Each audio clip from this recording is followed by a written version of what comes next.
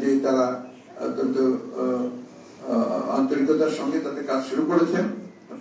প্রথমে যে কাজগুলো তারা শুরু করেছেন সে কাজগুলো নিঃসন্দেহে গোটা দেশের জাতির কাছে অনেকটা আপনার একটা আশার সৃষ্টি করছে। আপনারা জানেন ইতিমধ্যে সুপ্রিম কোর্ট থেকে 6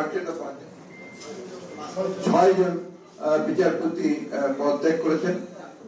প্রধান বিচারপতি হিসেবে নিয়োগ দিয়েছেন,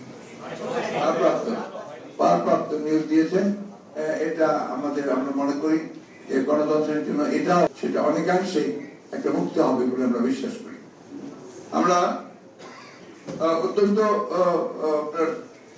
উদ্বিগ্ন হয়েছি যে দেশে এবং বিদেশে কিছু কিছু গণমাধ্যমে বাংলাদেশের বর্তমান পরিস্থিতি নিয়ে বিভ্রান্তিকর আপনার খবর সংবাদ পরিবেশন করা হচ্ছে এবং সেখানে আপনার বিভিন্ন ভাবে আপনার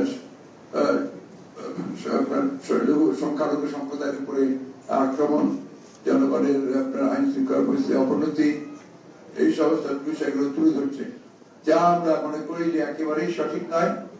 কিছু কিছু জায়গায় কিছু কিছু সমস্যা তৈরি হয়েছে, নিঃসন্দেহে সমস্যাগুলো সম্প্রদায়গত ভাবে নয়, ধার্মিক ধর্মীয় ভাবে নয়, এগুলো আপনার রাজনৈতিক ঘটনা ঘটেছে। কোথাও হয়তো দেখা গেছে যে আপনার একজন বাড়ি ক্ষতিগ্রস্ত হয়েছে, হামলা হয়েছে, তিনি হয়তো বা আওয়ামী লীগ করেন, সেখানে সেভাবে হয়েছে।